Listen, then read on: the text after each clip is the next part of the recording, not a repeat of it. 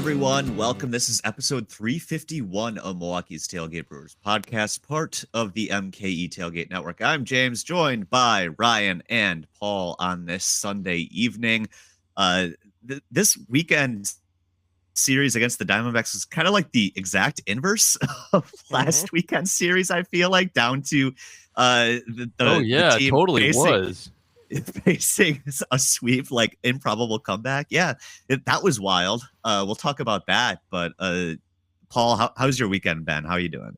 I'm fine. All my weekends are incredibly busy. This is the third weekend in a row that my small town has had a festival. What? And I have to confess, I am sick of festivals. How many do they have? It's like Gilmore Girls. It's always a festival. It's going freaking on. Stars Hollow, man. Like 3 weeks ago was the 100th anniversary of the town. You guys may remember it as the Sister Hazel weekend. I believe we discussed. Yes. So big festival in the park, like concert, drone show, food trucks, etc. The weekend after last weekend was Oktoberfest downtown, where they shut off the streets and have plastic steins of beer and a Oompa band playing, and that's also fun and good. And this is all interspersed with soccer and birthday parties and crap like that. And then this weekend, it was the Prospect, that's my elementary school, Fall Festival, which has inflatables, slides, and things like that, a beer tent, contests for the children, a camel ride, a horse-drawn carriage ride, and pizza food truck and a taco food truck. So had that this weekend, in addition to, again, a zillion birthday parties and soccer games. I also have a problem where the soccer team I coach this year is too good. Have I discussed this yet on this podcast? No. Well, I know your daughter's a star, but no. So she does travel. She is good at goalkeeping. She's okay at the rest of soccer, and her team is good, but they lose sometimes. My son, who's AYS, whose rec team I coach and have for the last 3 years with another dad off and on, have never lost a game. Oh my God. This is, by the way, no offense, Eric, if you're listening, that's my son. No, he is not the star of the team. He's not terrible. He's okay. He's a good. Everyone needs glue guys. Everyone needs glue guy. He's a rec soccer player. But last season, we went undefeated. There was one other good team. We had 3 knockdown, drag out matches with that team. We won all of. I think we might have tied one actually. They were good. Good team. I think we won 2, tied 1, so didn't lose a game. We get to this season, and I lost 10 kids to travel from last season to this season. And so they did transfer portal. Yeah. They did some combining. And what they did is I have a bunch of kids from my son's elementary school, but I lost the other elementary school in our district. All of those kids were okay at best, and they got put on a different team. But I got the neighboring town's great kids. Like I got 10 new kids from the team that tied us last year. So all my kids left for travel. There was one other good team. I got all of their good players. And so the other 2 teams, by the way, I shouldn't say that they're bad, actually. The team we played yesterday, I don't know where they got those guys from, but they were okay. We only won 6-1. Last weekend we won 17-0, and I got a nasty gram from the commissioner saying you can't do that. You have to call off the dogs after you're up 5. And I just to be clear, this is rec soccer. My goal is not to win 17-0. My team is just too good. I put all the good guys back on defense. I took them out as much as I possibly could, and even my not the best guys on the team still were just racking up goals. Like they're all excellent. Kids don't pass in rec soccer. They're like threading the needle and doing awesome crosses and like hitting the ball out of the air and on one bounce volleys into the top corner.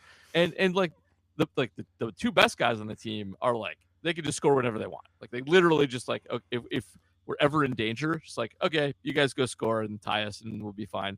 But even the guys who that are medium good are by far the best player in the league, except they're on my team with other awesome guys. So anyway, I'm glad that my soccer team only won 6-1 or 5-0, whatever we won this week, and not 17-0. It gives me great stress to actually have to keep them from playing at their best in rec soccer. But so this was a good result. Like we won by a comfortable but plausible amount, and that is what I aspire to coaching this team. It's not worth winning if you can't win big, Paul. Give Paul the Manager of the Year award. That's fantastic. What are you expected to do? Just like dribble it out, Commissioner? Come on. They're kids. They're gonna score. Yeah. There's like all these things like you're supposed to like make them complete 5 passes before they shoot. It's like seriously like not hard for them. Not a problem. I made it so they couldn't shoot inside the 18-yard box.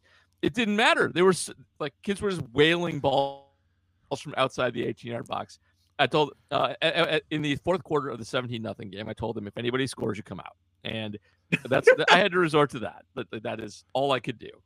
My dad coached my youngest brother, Travis, when he was young, and he was by far the best player in like the league even. And so after they would get a lead, my dad would make him kick with his left foot. And at that point, he didn't know that his left foot was actually his dominant foot. He had just been using his right foot. So he actually figured out that, like, oh, actually, it doesn't matter. Like, he has equally good feet with this. So trying to find ways to make kids, like, artificially worse than they are, good luck. You can't. It's just really difficult to do. Yeah. So, oh my God. That's amazing. I got to attend a bourbon tasting for Steve Garshinsky's son's Little League. We actually supported them this year a little bit. And so I went to this tasting, and it like I bought a lot of raffle tickets. Because I didn't have to drive, and I was at a bourbon tasting. So it got pretty wild. And fortunately, so I left thinking that all I got was like what we pulled from the wine poll, which was nothing special. But then I got a message this morning from Steve's wife saying, well, nobody claimed the big wine bottle prize, the $200 bottle of wine. So we had to redraw, and you won. So that was a nice thing to wake up to this morning. That was fantastic. So I'm excited about that. I don't think I've ever had a $200 bottle of wine before. So this should be entertaining. I have to make something good to go with it. What's going on these days with kid events? Like Paul's got elementary school beer tents and you've got Little League bourbon tastings. Like what? I mean, they didn't have that stuff when I was a kid. Well, I mean, the kids weren't really there for this. There were none of the kids attending. This was for them to make money, and they made some money. So it went pretty well. And I got to taste a bunch of good bourbons. So it was all win-win all around. Kids were there for mine, but they were all occupied doing kid stuff. And the grown-ups all try to stand in the shade of the 4 trees in the park because it was 90 degrees for that. And, that's what it turned into. It was basically a really, really close-in like rave of parents drinking beer in this very small area of shade. That's what it was. Awesome. Holding on to the last vestiges of summer. That's great. All right. We got some Brewers things to get to. First, a reminder, you can become a patron at patreon.com/MKE Tailgate. I mentioned that because $2 a month guarantees you get question priority both on this podcast and on reporting as eligible Paul's Packer podcast. Well, $5 gets you the perk plus the additional exclusive content, the minor league extra with Ryan and Spencer every month, and Paul's reporting as eligible mini pods. And Paul, can the Packers get a first-round pick for Malik Willis at this point? Because I feel like they should try. So I've actually been debating recording just a little quick extra mini pod on Malik Willis because I actually think that there's just these like really severe coaching tiers in the NFL right now, and it used to be impossible to succeed with a quarterback with the specific flaw he has. But there's multiple teams actually doing that right now. And the Packers, of course, are very, very smart. And you could actually maybe sucker a dumb team into doing that kind of thing. Like maybe I would actually just call Tennessee and see what they'll do. Because they, oh, God.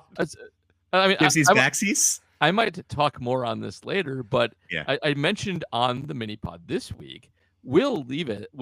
I always say Levis. I think because I assume everybody wants to leave him somewhere. But Will Levis is very similar to Malik Willis. Like they are physical, toolsy guys with big arms.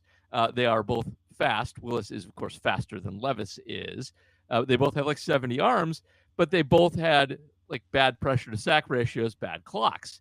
And the difference between the two is only that the Titans play Levis like he's a normal quarterback who can make reads and throws.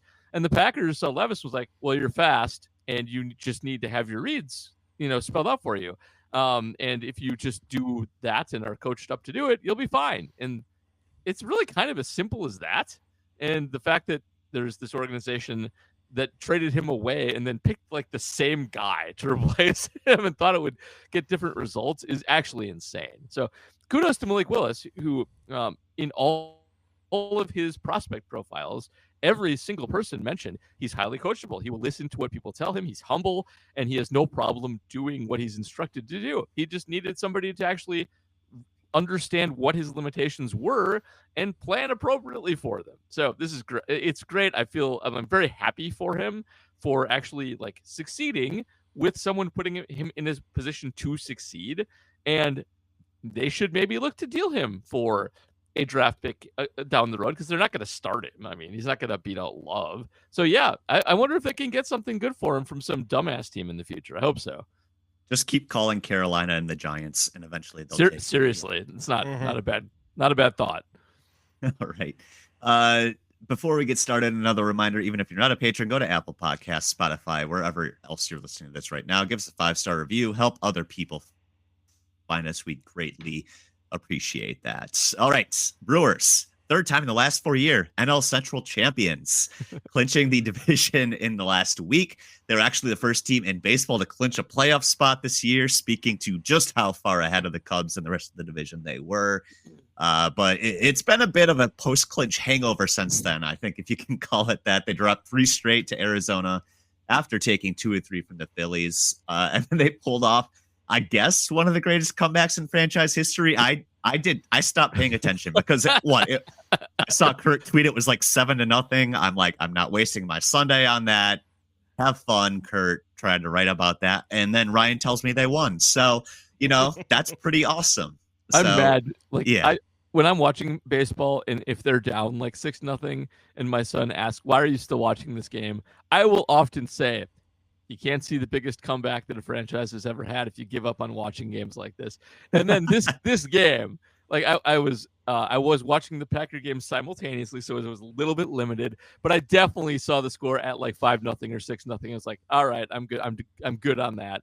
And now I'm mad at myself for doing it. That was dumb. Bad me. I just have a practice of not wasting my precious weekend days on stuff that'll make me mad. So that's why I didn't even bother turning it on.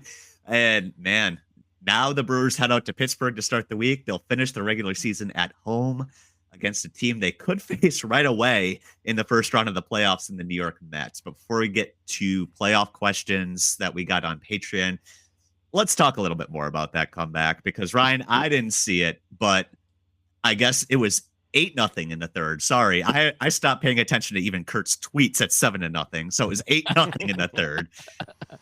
And then 9-6 in the eighth, and they won 10-9. So I guess, did you torture yourself this afternoon and then be rewarded with this comeback? How did you experience this? Because this is pretty wild.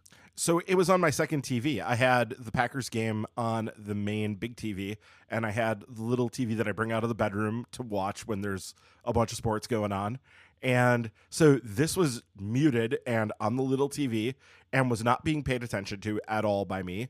And then the Packer game ended, and it was around that time that things started to get interesting for the Brewers. They started to score runs. And so that was why at that point I'm just like, okay, well, I'll turn the sound on this now and then mute the big TV. And from that point on, things just started to go really well, at least for the most part. I will say, and I mentioned this on Twitter, and we were talking about it, that I did write on the rundown here. You had left everything, just a little peek behind the curtain. James had written things out so that we could fill in the result of today's game on here.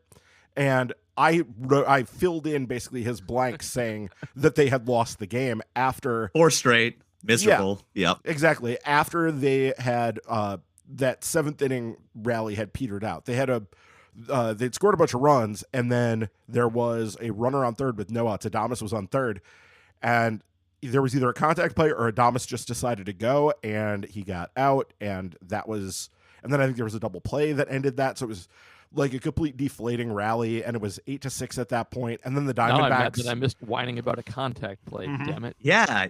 What happened to your count, Paul? Come on.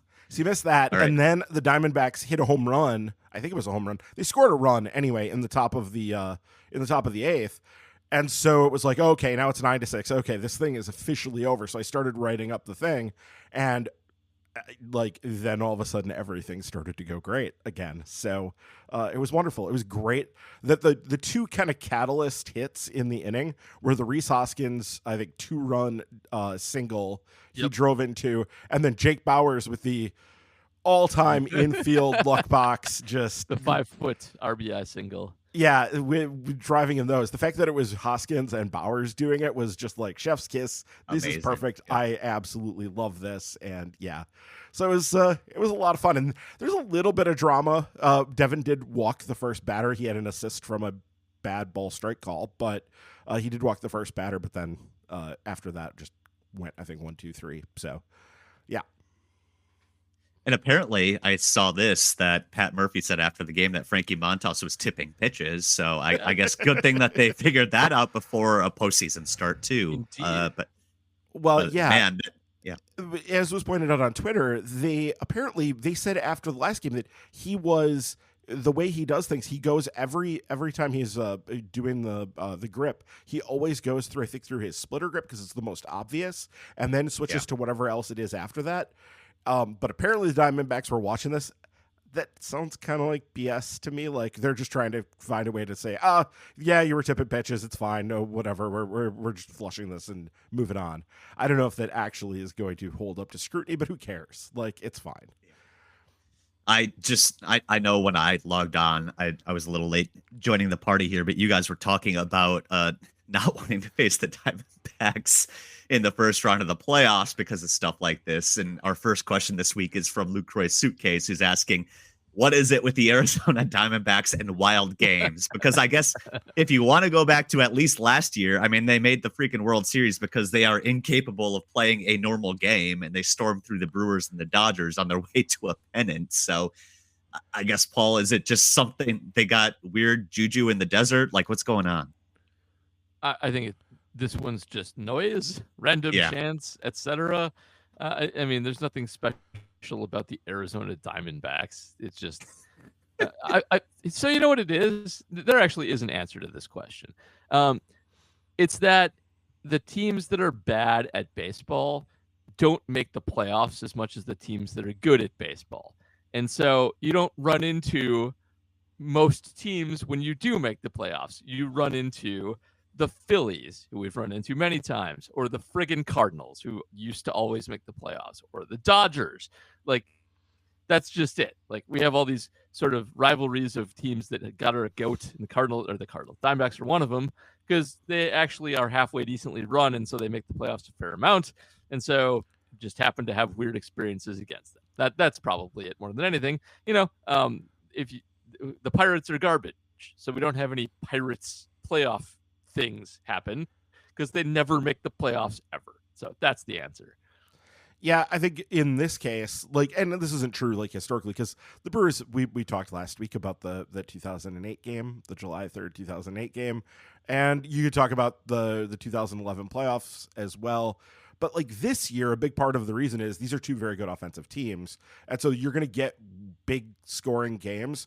And occasionally when you have two big time offenses, if the bullpens, things aren't kind of working well. And obviously today, the bullpen was very good. Actually, they only gave up the 1 run. Montas was the one guilty of giving up the 8 runs. But for the most part, it's just like two big offensive teams. The Diamondbacks are the best offensive team in baseball in terms of run scoring per game. They were at 550, 5.5 coming into today. That's going to go up after today.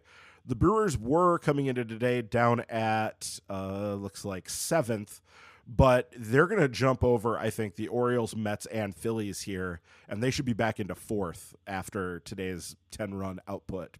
Go to 4.77. They just got to get to 4.87 to catch the Phillies, who actually are going to drop because they only scored 1 run tonight. So, yeah, I think it's mostly just two big scoring teams, and sometimes big scoring teams are going to play wild games. That's just how it happens sometimes. Next question related to this most recent series against Arizona. You're either a smart fella or a fart smella. Asks, have you ever had a hangover that's lasted 3 days and counting? In seriousness, is there any reason to be concerned about the post-clinch flat play leading to the postseason, or is that just the way she goes sometimes? On the hangover question, I don't know. Maybe when I was like in my 20s, I had a 2-day hangover, but 3 days, Paul, I don't know. That seems Yeah, excessive. you should be back by the third day. 2 days, yeah, been there, but you should be back and operational by the third day. I mean, it's never good to have slumps because you never know when you're going to come out of them. This isn't itself bad or an indicator of anything. They may very well snap back to life as soon as the playoff starts. I would say more than anything, it's just an indicator of what one of the Brewers' chief weaknesses is, which is that they don't have a bunch of offensive studs to carry them when things aren't going well. They are fairly reliant on their lesser, more mediocre offensive players getting hot and supporting Contreras, Adames, and Churio, and that sometimes they all go cold at the same time, and then they don't score runs. And so you don't want that to happen in the playoffs. Sometimes this is what happens when they do all go cold at the same time.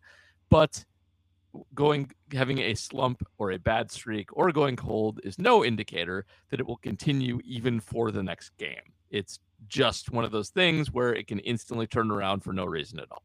Yeah, there's an old saying in baseball that what is it?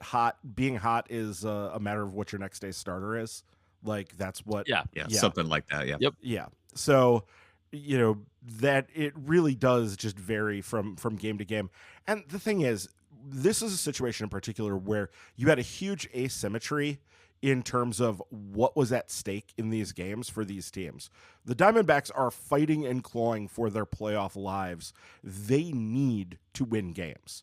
They absolutely needed to win these games. The Brewers had just gotten done with, they had, needed to win games. And then they had that wonderful walk-off on Wednesday, which we should talk about here because that was pretty incredible. Even though they had technically already clinched in the afternoon with the Cubs losing. Thanks, Cubs, you can't even get that right. Like winning a game so that we could clinch proper that night and not have to just be like, oh, we're going to be partying anyway, regardless. I'm glad we won that game. I don't like celebrating after a loss. It just rubs me the wrong way. I'm glad we didn't have to. Yeah. And especially the way it was a walk-off like that it was just, it was perfect. I was there and it was glorious. It was wonderful. But at that point, the Brewers have already, and was noting that this weekend, they've already settled into kind of Devin Williams was going to pitch today in the ninth, regardless of whether or not the Brewers came back, because today was his scheduled day to pitch. So they've already gotten themselves into a position here where they're basically scheduling out how their bullpen is going to work, and they're in full, we're getting ready for the playoffs mode here. And so the urgency, the Diamondbacks are playing with the urgency of a team that needs to win games to accomplish something. And the Brewers were playing like a team that didn't have the urgency to win because they didn't have the urgency to win. There wasn't really anything at stake. And yes, you could make a case about the bye, but that's one basically gone at this point and was a long shot at best for the last few weeks here. But also they just that's it, they aren't even prioritizing it that highly, and so the players can see that they aren't pulling out all the stops to get the bye. So yeah, I think it's also just kind of a natural thing, but like Paul said, you don't know when you're going to come out of it, you don't know how you're going to respond. So yeah, it was really good to see them do that, though. You could also just take other things from these games. That Friday night game when they were facing Zach Gallen, I mentioned on Twitter that seeing them hit 3 home runs off Zach Gallen was like all I needed to see from that game to go, yep, okay, this is good. Like I was perfectly happy to see them. If you're hammering home runs off of Zach Gallen, okay, yeah, I'm really not worried about you. You may not win that game, but you know what? There's still stuff going on here, and they're still fighting. So that was good. And I can say I know exactly what my longest hangover was because it was New Year's Eve, 1999 into 2000. I was still feeling miserable at 5:00 at night on the 2nd. So it didn't actually go into the next day. I actually started to eat something at 5:00 at night on the 2nd. So that was when I came around from that. But yeah. Mine was my 27th birthday, and my wife can tell you all about it, but I can't. That does fit. That's Those are the best nights. Yep. All right. Real quick, Ryan had mentioned the Willie Adames situation on Sunday's in Sunday's game, where he broke for home from third with no outs, down 2 runs in the bottom of the 7th. Presumably, it was a called contact play. So that leads to Jay Google's question this week: are we getting more concerned about some managerial decisions before the playoff run? Paul, we kind of talked about this with JR last week, because that was on the heels of whatever the hell happened in Arizona last Sunday. Still mad I missed that. Yeah. I mean, I'm glad Sarah was here, but yeah, I guess your turn then. Are you worried that Pat Murphy's going to do some college coach shenanigans in the playoffs? Kind of.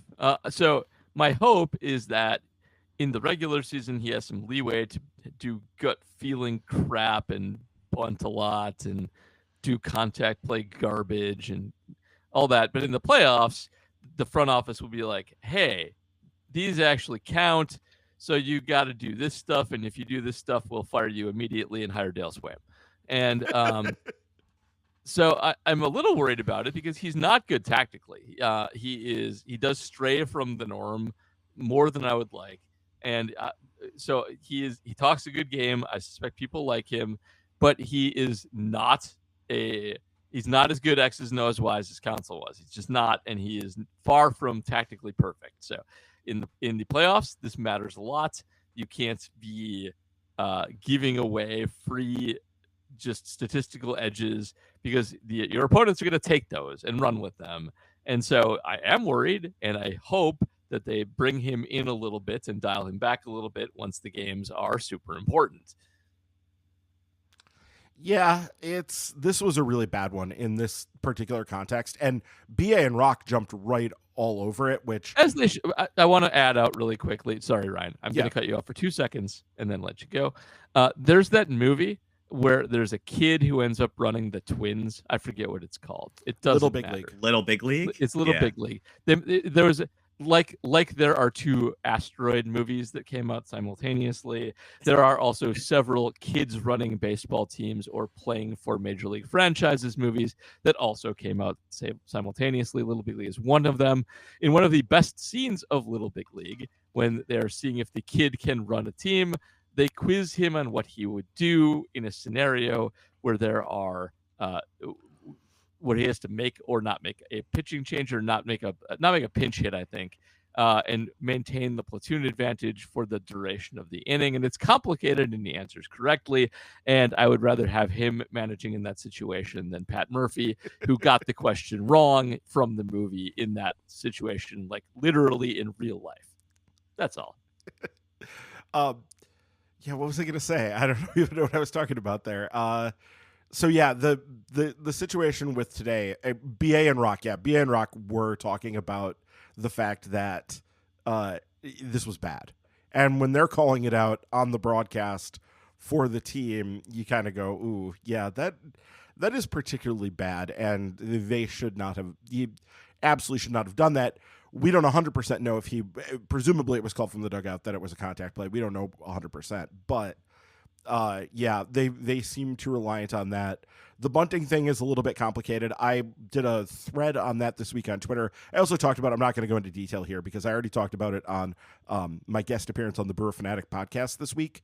And we talked sort of at length about the Brewers bunting and that they lay down a lot of bunts, but a lot of them end up going for bunt hits. So yeah, all of that. It does just seem like there are times when he is too reliant on trying to tinker and make things happen. And that is sort of that is an old school trait where managers think they have to do something to like impact the game and like put their stamp on it. And like, we need to force action. We need to force a thing to happen here. And most of the time it's not optimal. It's not actually what you want. So there is a concern about that. I will say one of the things that concerns me the most is his wanting to bunt on the road in extra innings during the regular season when you have the Manfred man, bunting that guy over to third when you If you are on the You need road, 2 runs. you need to play for 2 runs. You need to play for you 2 do. runs. You need to assume the other team is going to score their run in from second, so you need a second run. So that's what you need to do. And fortunately, that doesn't apply to the postseason. We don't have to worry about the Manfred man. We don't have to worry about the zombie runner in the postseason. So hopefully, because that's like my number one biggest complaint about him. So the fact that that won't exist in the postseason, it's a different equation entirely. So that's fine. But yeah, there's concern here because he does seem to want to do too much and put his fingerprints on a game when he really, it would be nice if he would be more like Counsell and just stay the hell out. Yep.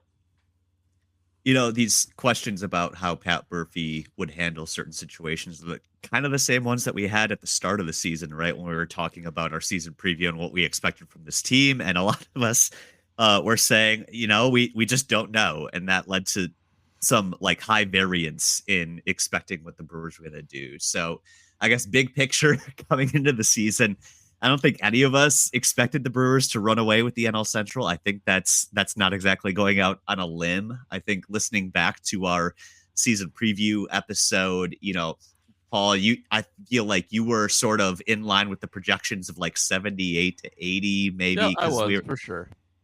We were just off of the Corbin Burns trade and the Brandon Woodruff, you know, news that he'd be out for the entire year. So we were kind of melancholy at that point, and the projections weren't feeling the Brewers either. Ryan's typically the cheery one of us, and he was at like 82 wins. I might have been like 84 to 86, if that. Like none of us saw, you know, having 89 wins at this point with 6 games to play, a chance for 90 wins, you know. So we all kind of underrated the club a little bit, but I guess now hindsight being 2020, Paul, should we have foreseen this, or was this sort of like the 90th percentile hard to predict outcome? It's a good question because at some point you just have to sort of understand what they're going to do and what they can generate out of it. I still think it was reasonable to assume they wouldn't get to 90. And if you think about how, well, it's straight. So Churio, I think, has come along faster than we thought and has been dynamite in the second half. Maybe I won't speak for you guys, faster than I thought. But on the other hand, I thought we maybe you always got to factor in Yelich injuries, and that was part of certainly the more mediocre forecast. But there's always a chance you're going to get Yelich for a full season too, and this could actually be better. Like this 90-win ending that we're going to get here it has a good Churio development story. But if they had Yelich too, they'd be like one of the best teams in baseball and not contending. They would be in position to have a bye.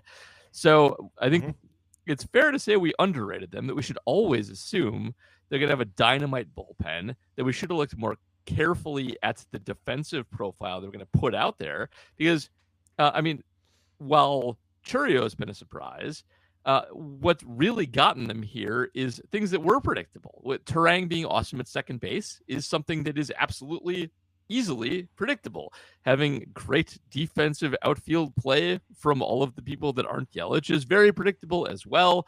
And a third base play from Ortiz, also predictable. So I feel like we actually did sell them short a little bit, that we should have looked at the floor that they bring with defense, with bullpen, and with stealing bases, and concluded that they were probably going to be a 500 team at worst. And if they got any hitting, that they would be better than that. That's what happened. And most of that floor is something we could have foreseen. Yeah, I think that the big mistake I feel like I made is I just thought that the starting rotation was going to be a lot worse than it has been. And I think that is something I should have. I don't know that I should have expected it to be this good, especially if you had told me before the season that we were going to get very little from Miley and from Gasser because they were both going to have Tommy John surgery. I would have said, okay, well, they're cooked. There's no way that they're going to do this.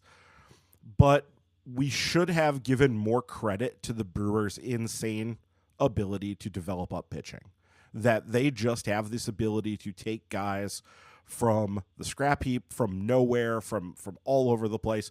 We were joking about this on the Fanatic podcast about the fact that like from on a scale from 0 to like Chris Hook is a witch and should be burned at the stake, rate these players. And basically I said like Tobias Myers is a player who like that's witchcraft, and it's not just Chris Hook, it's the entire organization doing this. And so, all the way up and down, but that is pure witchcraft. Do you guys realize? So the NFBC has this thing where you draft and hold, it's called. And so you draft 50 players before the season starts, and those are all the players that are going to be available to your team the entire year. You have to pull throughout the entire year from those 50 players. So you have to do this in that thing. And there were like hundreds and hundreds of teams. It's like 800 teams or something. With 12 team leagues, with 50 players being drafted per team. So you can do the math on that and figure out, how many players that is. You're drafting, what is that, 700, I think? What is the math on that? Yeah. Anyway, no, it's more than it's more than 700. Tobias Myers was not drafted on a single team. He was so far off the radar, nobody had any conception that Tobias Myers was a thing. And this is this is a format where everybody gets drafted. You're drafted players. Right. My last 5 picks I'd never heard of, and I'm like fairly well attuned to this stuff. What they are doing is so remarkable and so incredible in terms of developing pitching. I'm at the point where for the future, I'm just going to tell I am not going to assume this team is going to fall below like 86 wins again until they actually do it. I just refuse to take that, because at this point they are so good at developing up pitching and just spinning gold out of straw that I'm just going to assume they're going to keep doing that until I have seen convincing evidence that they're no longer capable of doing it, because they've just been doing it for so long at this point. We should also give them more rope for putting good starting pitching performances out there based on the defense that they put out there. It's one thing to speculate on Tobias Myers guys becoming staff aces, but it's another thing to just see that like they're not reliant on the traditional like massive strikeout guys to be successful. They can get guys who keep the ball in the park and they'll run everything down for them, and that gives them like twice or 3 times as many pitchers to draw from as a team that's playing average defensive play out there. And we definitely underrated that aspect of it. Tobias Myers, by the way, since the season is almost over, his changeup is going to end up being better than the airbender on the season. He's thrown 237 of them. People are hitting .067 against his changeup and are slugging .067 against his changeup. His slider is only marginally worse. He has thrown 418 of them. People are hitting 188 against his slider and slugging 240 against his slider. He has legitimately been one of the best pitchers in baseball. And there'll be a documentary 20 years from now about this White Sox team, because they are they are the worst team in baseball history. They had and cut Tobias Myers, and that is one of the reasons we have him. An absolutely incredible story that nobody saw coming at all. Yeah, absolutely. This is one of those things that just it's very hard, because it goes against all of our instincts as sports fans. We try to like you look at who teams add and who they subtract in the postseason and whatever. But there comes a time when, and a friend of mine was talking to me about this today, where you just sort of have to assume that like the machine is in place. Like the way the Cardinals had that Dave Duncan pitching machine in the I don't know, the Tony La Russa era, where it was just like, they were going to just churn out very decent, cromulent big league starters who would do things, and it was the entire organization was sort of built around this. Not just Dave Duncan, but the front office knew what to look for to find these players to give to him. But they also had the defense up the middles, or in particular, set to be able to take advantage of this, so that they would turn those players into better players than they really were. And so it was just all part of the machine. And the Brewers have, we really need to just say it like it is at this point. It's Brewers devil magic. This is we have Chris Hook is a witch. Yes. Yeah. This is Brewers devil magic now. It really is. Yeah, and so it's wonderful. I saw just before we started recording, there were quotes from a couple Cardinals players, both Wilson Contreras and Nolan Arenado, saying the front office needs to get us more help next year. And I just laughed. And I'm There you go. chuckling, and it's glorious. We have entered the phase of Brewers Devil Magic, and it's wonderful. I guess on that note, is it fair or accurate to say this Brewers run, in the last, 5-6 years is now sort of surpassing the 1978 to 1983 era as like the longest sustained or like best period of success in Brewers history? Paul, I know we're contending with, 82 obviously won a pennant, so thing, there's like, that. Technically speaking, maybe yes, but you got to weight this, and they made the World Series. Yeah. And we didn't have this current run has not. So that one is going to be better until you get to that point. Yeah, the problem with that is back then the Brewers had to win a 5-game series. Rounds, whatever. Yeah, well, they had to win a 5-game series against the Angels to advance. The Brewers won a 5-game series in 2011. They won a 5-game series in 2018. They've done that. So I don't know. I don't know. It's getting to be pretty close. It's certainly gone on longer at this point. Like you now have a more sustained run, and they've also sort of flipped. The only consistent player throughout this entire run has been Christian Yelich, really. Or am I forgetting somebody? I guess Freddie Peralta. Freddie as well. Yeah, they're the longest two tenured now. Yeah, those two, and we're actually part of Freddie. Made his great debut, I think, in 2017. So so you have that. But yeah, I mean, if they were to advance to a World Series, I don't think it's at this point. If they go to the World Series this year, I don't think you could debate it anymore, right? Like that would put it kind of 100%. Out of the realm of debate. Yeah. If they were to get close to the World Series again, if they were to, win, I guess it would probably be 2 series. If they were to go and win 2 series and get close to going to the World Series, I think you'd have a pretty damn good case to make there too, even though they didn't ultimately get as close. It's a different proposition to get to the World Series than it used to be, right? So I think if they win a couple playoff series here too, I think you could make a pretty damn good case for it as well. I guess speaking of playoffs, let's get to the Patreon questions because we got plenty looking ahead to the next couple of weeks here into October. Keith Keskinen asking, with the division and a playoff spot locked up, are the Brewers better off setting up the rotation and roster for the wild card matchup than futilely chasing a bye as they wrap up the season? So they're still 3-4 games back of the Phillies for the second spot right now with 6 to play. Math not necessarily on their side, Paul. So just kind of set things up this last week and get it healthy. Yeah, set things up, and if you happen to luck into it, yay. But it's not gonna happen. Like they're basically out of the running for the bye. So give yourself the best chance in the games that you have to play. That's it. 100% with that. And sometimes by doing that, you do luck into things. Like you give your down roster guys a chance to compete, knowing that they might not be on the playoff roster. You get guys a little bit looser rather than fighting tooth and nail for it. And sometimes the team that you're going up against chokes. It's totally possible. But you should set up for what is likely. And what is likely is that you want to be in the best possible shape for the first round of the playoffs that you are going to have to play, because you didn't do well in the last couple games. Yeah, they're already doing this. So I think we can already say that's what's happening, because they're already starting to do this with their bullpen. They're managing it out, not like you would if you were absolutely trying to win every game. They are trying to they're trying to deploy their relief pitchers in the way that makes the most sense to get them ready for that. And that's absolutely what they should do. To Paul's point about the fact that sometimes you sort of set it up this way and then you kind of luck into it. That's almost exactly, I was looking back this week, that's almost exactly what happened in 2018. I had forgotten that they had clinched a playoff spot well ahead of, like, almost a week ahead of time that year. And what they were playing for down the stretch was to try to catch the Cubs to win the division and to not have to play in that wild card game.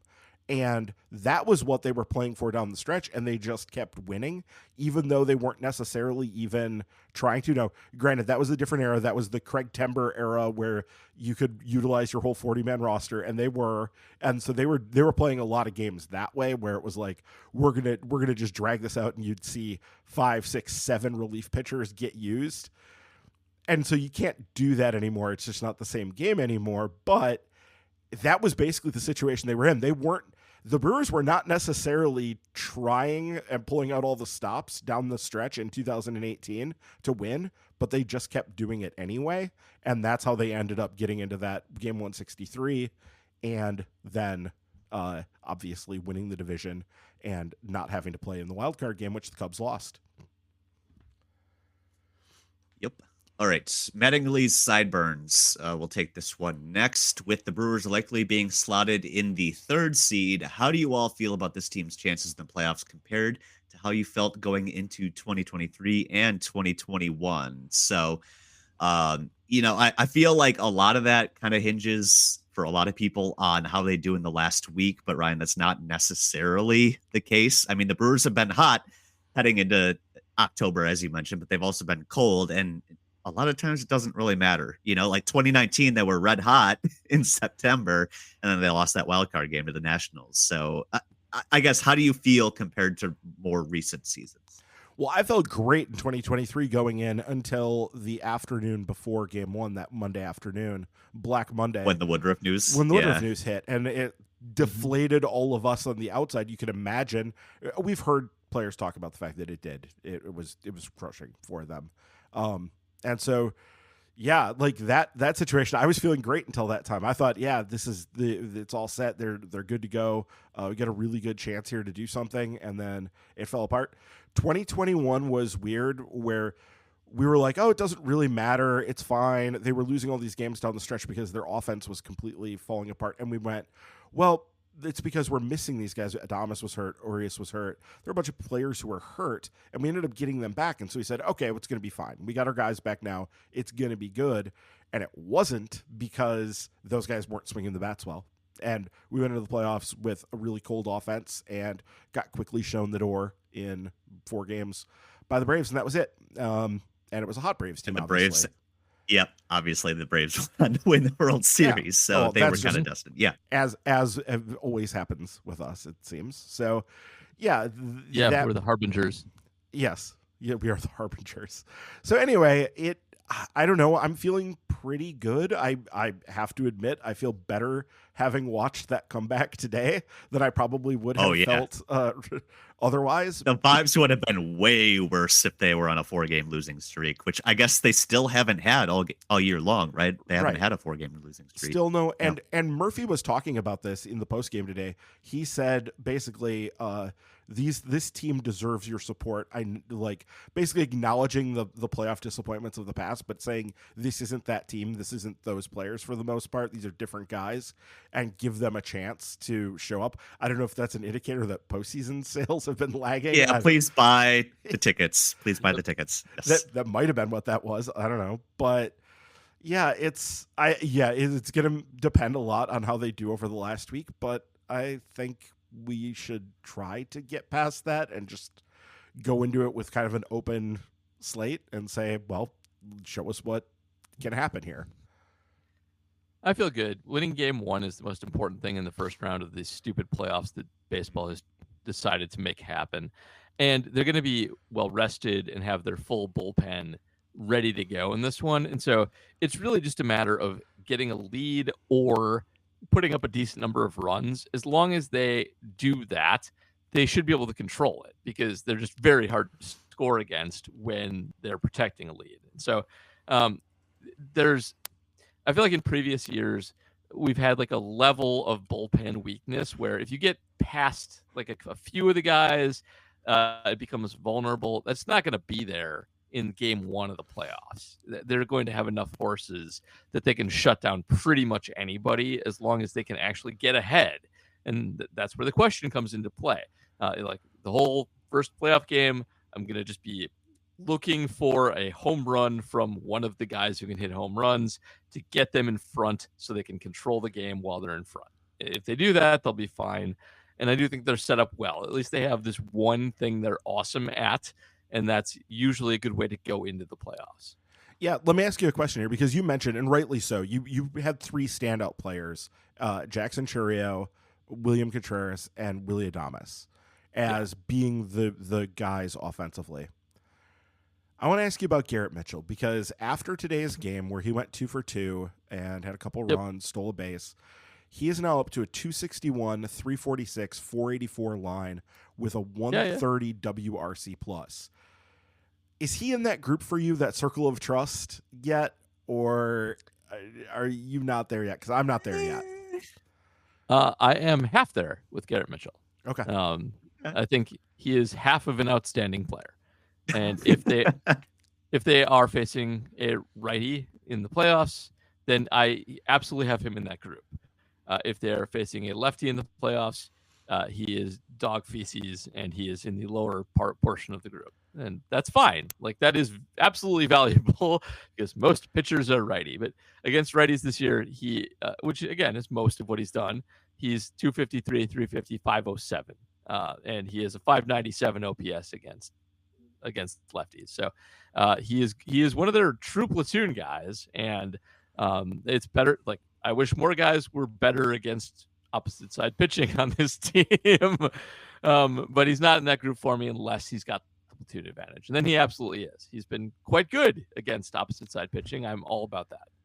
Yeah, and I mean, there's other guys too. Like, we have Rhys Hoskins, who has 24 home runs now for the season, like, and has a track record of like hitting dingers in the postseason. It's something he has done. So you kind of look at that and go, yeah, if he pops a few that, and you have runners on, that could you really be off and running at that point if you start getting production from somebody like that as well. So there are guys here beyond that three. It's just going to sort of be a question of if you can get them. You can't count on them. Well, no, yeah, but that's you can't the count. problem. But you can't count on anybody really. Anybody can have a cold playoff series. Like, you're the best hitter in baseball. Barry Bonds was trash in the postseason until he finally wasn't in 2002. So, like, everybody is capable of being trash in the postseason for a while. So, yeah, I mean, we just have to. It's postseason baseball, man. You just got to, like, cross your fingers and hope, because that's really all there is to do. Well, as Paul mentioned too, especially in this new 2 out of 3 format in the wild card round, you really need to win game one. Obviously, this format's only been around for a couple of years, but out of the 8 series that have been played, only one has gone to a third game. Yep. Ever. The rest are 2-0. And yeah, the one that went to a third game, the Padres beat the Mets in 3 games, and the Padres won game 1. So the team that wins game 1 has always won the series through the first. By the way, just to prevent people from yelling at us after this podcast posts, Barry Bonds' career playoff line is 245, 433, 503 with 936 OPS. He wasn't Barry Bonds in the playoffs. He was just better than like everybody else. Oh no, I was saying it wasn't until that 2002 series when he actually took off, and I think he was good after that. Like 2002, he basically would have carried them to the World Series if they could have gotten any pitching. He did. Yeah. I guess I'm too young for this. How much of that was the Pirates failing in the playoffs consistently when he was there? I don't know. No, actually, Ryan's right. He was dog shit before 2002. He had a 196, 319, 299 line before 2002. That's actually incredible. Steroids really awesome. That is. There you go. All right. Yeah, even 97, he was, the OPS is by series. In 90, it was a 542. In 91, it was a 392. In 92, it was an 868, so decent. 647 in 97. Yeah, he wasn't Barry Bonds in the postseason, because I remember that narrative. People talked about Barry Bonds. Yeah. Well, he can't handle the bright lights of the postseason was what people. Because everybody hated Barry Bonds. So yeah, right. Even before the steroids, people hated Barry Bonds. All right.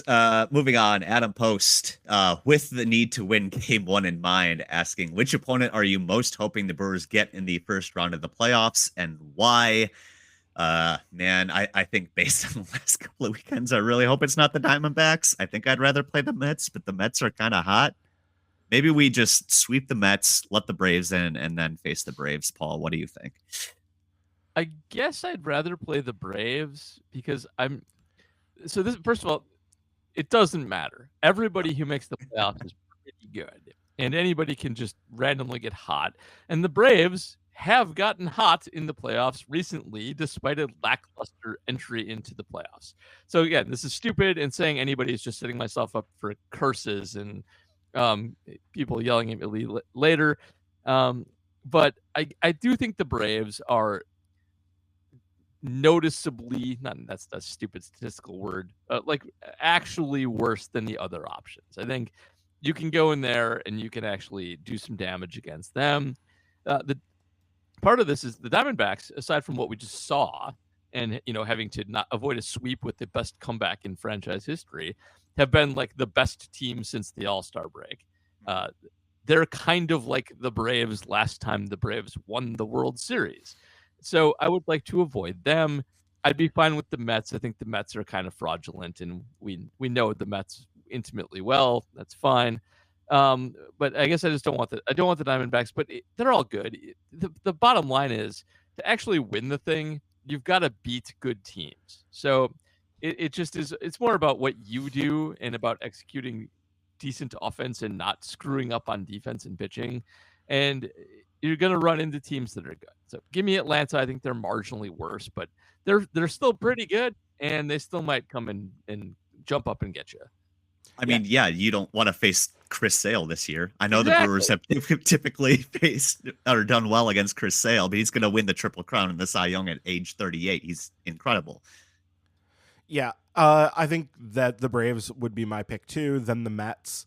And then I'll go Padres, who we're really unlikely to see because they're 3 games ahead of the Diamondbacks and Mets for that spot. So I think almost certainly the Padres are going to be on the other side of the bracket. Yeah. But the Diamondbacks are the team I least want to see, and I just feel like that's an inevitable collision course at this point.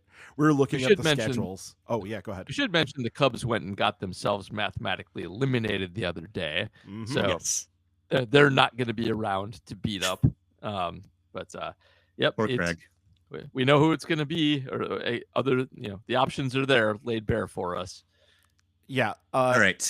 Yeah, just to talk about schedule a little bit, the the Diamondbacks host the Giants and the Padres, and that'll probably be a Padres team that won't have much to play for, I would imagine, by that point. So, yeah, that's not great. And then the Mets.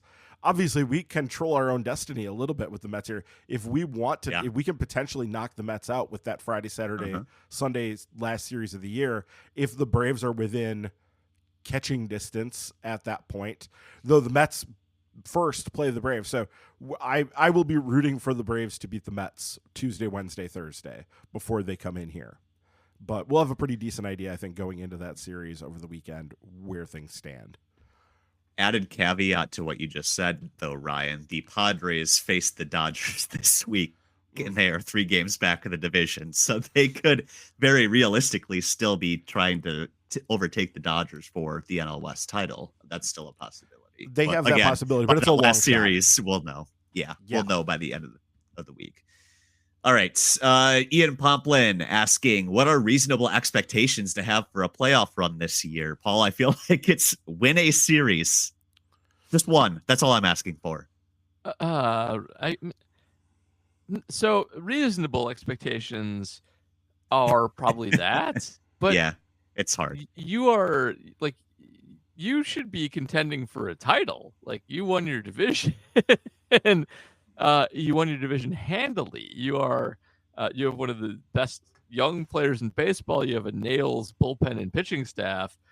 Your expectation should be to at least make the World Series. Part of this is dumb. Part of expectations in the playoffs are thwarted by the small sample size nature of the first couple chunks of it, where you can't have expectations because it's all subject to stupid random chance because of baseball being garbage and wanting to be like football. But your team is good. Your expectation should be that you win a title, and that's what you should be rooting for. And they have the horses to actually get this done this year, so that's what it should be. My expectation is that they show up for the games. It's postseason baseball. I can't expect anything because I've seen too much postseason baseball. I just know that crazy shit happens all the time, and I can't get past that. I can't get past the idea that we just don't know because it's postseason baseball. So I hope that it goes well. Yes, and That's I it. feel like at a certain point you need to expect them to actually win a freaking series. Like that's and I know it's all random chance, but like you got to stumble at least into one since 2018. You would hope Please. so. I'm begging Yeah, you. there, I it am would be begging nice. you. Yes. It's been miserable. I don't look forward to the crazy amounts of shit that comes up when they lose a postseason series, especially the first postseason series. But like, it's postseason baseball, so any stupid thing can happen. So they could go deep, they could get knocked out right away. It just, you don't know because it's baseball. I mean, yeah, look at the Dodgers in the last decade. Right. They struggled for 5 years to win a World Series, and even before then, they couldn't even get there. I get it, but at the same time, man, please, for my own sanity, please just win this stupid 3-game series. Okay. Luke Ray Suitcase asking, was it just me or did Sophia look miserable in the locker room during the celebration? How would you rank the vibes of this team compared to previous years? Obviously, got to be higher than 2020, but which years would beat this one out? I think the vibe from any year beats 2020. Right. And also, I can't blame Sophia looking miserable because if you've ever had champagne or any sort of alcoholic beverage poured it directly into your eyes, it's not fun. It is. And you're carrying around electrical equipment. That's just, it's nobody's idea of a good time. But Paul, vibes check.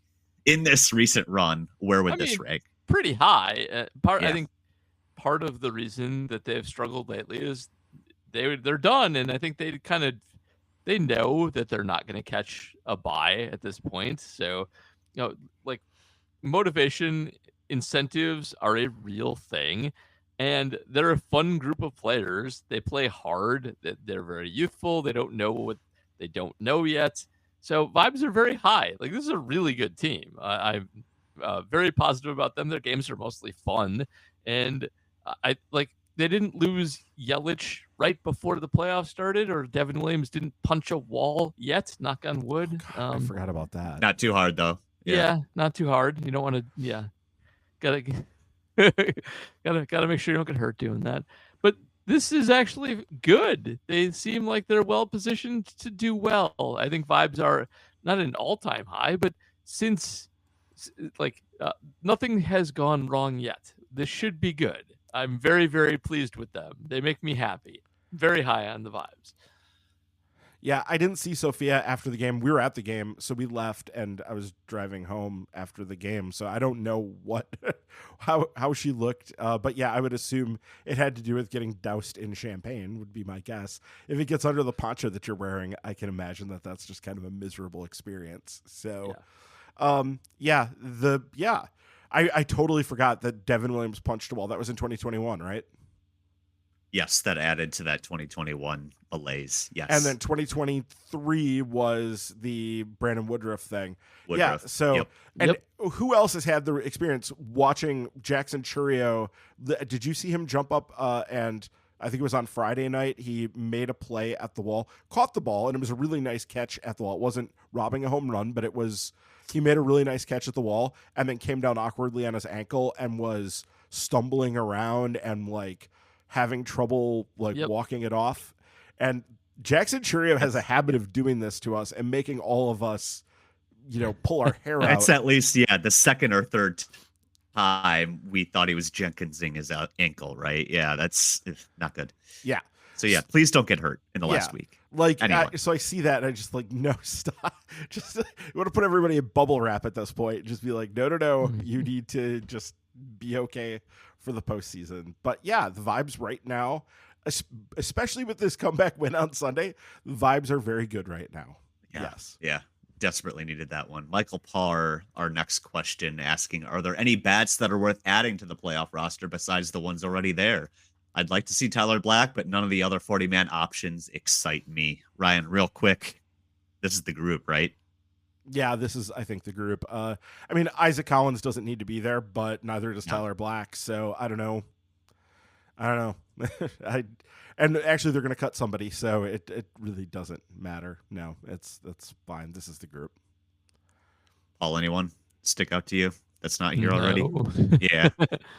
I mean, I'm interested to see what they do with the catcher situation. I think it's hard to keep 3 catchers in this current configuration, but maybe if you just think of Sanchez as strictly DH pinch hitter, I don't know.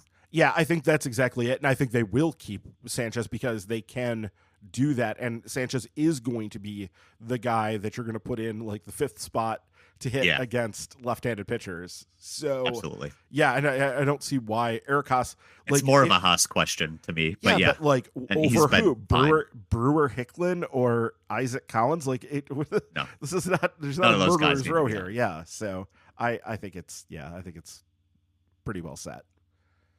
All right. Mark Podscarpy asking, so now that the Brewers have won the NL Central, were they shown to be justified in how they value the role of an MLB manager? Paul, what do you think? This is kind of sticking it to Counsell in a way. Yeah.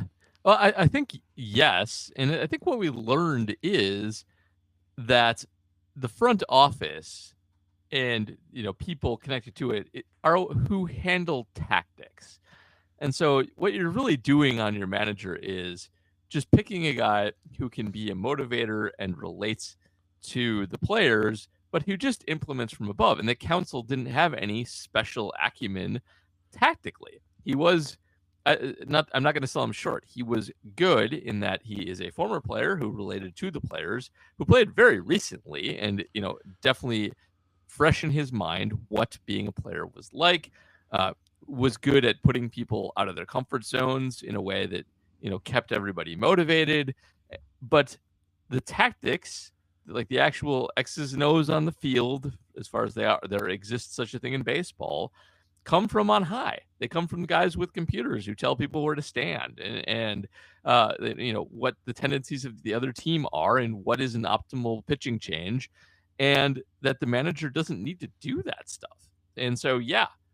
It's a lot easier to find guys to motivate and be leaders than it is to find guys who are like savvy old school tacticians. And like Tony La Russa, by the way, everybody should read the thing savaging the White Sox that was in The Athletic this week. Oh my God, that was such a good piece. Yeah, but because it was excellent, but also because Tony La Russa, who is a legendarily good baseball manager, used to be good at managing people and at tactics so much as they existed in the 80s and 90s. And that part of the job does not exist anymore. And La Russa wisdom is worthless because unless it is about motivating players, it's old, it's outdated. Tactics have evolved so much. We know exactly where everybody should be standing on the field for every specific hitter that comes up, given the pitcher that's pitching to them, what their tendencies are going to be on where they hit it to. And old-timey garbage that La Russa relied on that was maybe useful at the time intuition-wise doesn't work anymore. And he's an ancient man trying to coach people 50 years younger than him, and that doesn't work anymore either. So yeah, the Brewers are right about manager. It's very fungible now. As long as you don't have a complete moron who, as long as you don't have the Moneyball movie version of Art Howe, you'll be fine. Not the real version of Art Howe. The real version of Art Howe was actually good and on board with sabermetrics and is slandered by the book and the movie. But the movie version of Art Howe is a dumbass, and that is, unless you have that, you'll be fine. Yeah, and we should point out too, because like Pat Murphy, he's definitely younger than Tony La Russa, who's like, if he's not 80, he's pushing 80. And Murphy's, 65, 66? So he's a solid 15 years younger. So he's not nearly as desiccated as La Russa is at this point. But he's also old enough to be the grandfather of a lot of the players on this team. So there is definitely like a generational thing. But in his case, he seems to still be able to relate to the players and to get them motivated and get them pulling in the same direction. I don't know if they love playing for him in the way that players talked about, like, was it Colton Wong and other players saying, I would run through a brick wall for Craig Counsell. I don't know if it's exactly that for these guys. But I think we could also kind of say that, like, Pat Murphy being that age and being that sort of guy, basically all these baseball players, all the young players on this Brewers team, because there's so many young players, they're used to having old baseball managers yelling and telling them what to do and like pushing them and that sort of thing. They're all college guys. Yeah, exactly. So this isn't like out of the norm for them. They're not unused to this sort of thing. And I am listening back because I also listened back to the season preview podcast. One of the biggest questions, Paul, you especially had this, but also I echoed it as well, wondering if Murphy was going to be able to relate to the players, and it seems like he has done a pretty decent job of that. Yep. So we don't have a lot of, other than, there's been some bullpen follies, where I think like Devin Williams was mad last Sunday that he was up twice and didn't get into the game. Those sorts of things. But like, I think by and large, I think the players respect him and play for him and things go well that way. And I just want to say that this is where I was the most wrong, even more so than the pitching thing. This is where I was the most wrong this year. Was I had bought into the cult of Craig Counsell. I bought into this idea that he was special and that he was some sort of outlier manager, and that it was going to be really, really hard to replace him. And I should have known better. I should have caught myself on that. There were definitely people telling me you shouldn't worry about this as much as you are.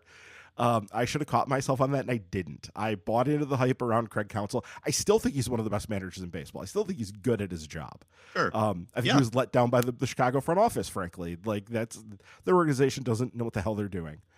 But I think that what Paul said just now is completely accurate, that it isn't that important, especially on the tactical stuff. So, yeah, I was wrong about this, and I screwed up. All right, Devin Bearwolf, next question, asking, so we're all assuming the Brewers will trade Devin Williams this offseason. Yeah. Do you think Freddie Peralta is next on that list, or do you think they're going to try to extend it to another extension to keep him in Milwaukee for his career? So he has 2 years left on that extremely team-friendly deal that he signed, what is it, 4-ish years ago now? Like, so $8 million team options this year and next. They will pick those up. I guarantee you that. Those take him through his age 30 season in 2026. So I guess the question is, Paul, would you buy into Freddie Peralta's 30s? No. There you go. If you want more detail than that, I think I like Freddie. Freddie is a good starting pitcher, a good number 3 who can get you fringy 2 play and occasionally be an ace. And I feel like if he experiences a very marginal decline in stuff, he will become unplayable very quickly, because we already see that with Freddie Peralta. When he is not all there, he becomes very hittable. He does not have great command. And when he was coming up, he kind of was a platoon guy to some extent. He was basically kind of a Roogie starter. He got better, and he is better. But I think that's a good sort of preview of what decline Freddie is likely to be. And I think he goes downhill pretty quick. I'm not interested in that. And I think great Brewer, good, solid starter for a very, very good contending team. But no, I'm not interested in the 30s at all. Freddie can go do other stuff and hopefully get another big bag before he falls off a cliff. I don't want a part of that. Absolutely 100% agree. Let his 30s be somebody else's problem, because it's not going to be ours. And I have zero worries that it's going to become our problem. They're not going to do that. They're too smart. They know better. They know to avoid this. And I expect fully that Freddie Peralta will get traded before the 2026 season. Like, I think we got one more year of Freddie here with us. And I wouldn't be shocked if he was traded this winter either. It wouldn't stun me. But I think, the 30s for him are going to be somebody else's problem, and I'm perfectly happy to keep it that way. Call the White Sox. What's the worst that could happen? All right. Baseball needs more chest lettuce.